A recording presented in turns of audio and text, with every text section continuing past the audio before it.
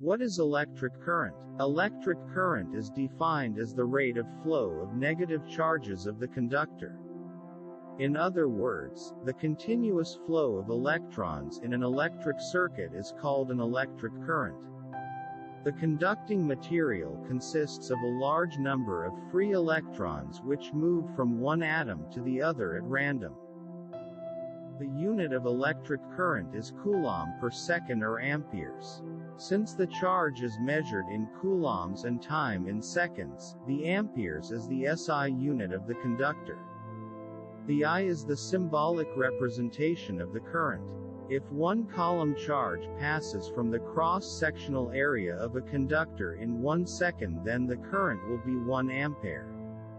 Mathematically, it is represented by I equals Q over T.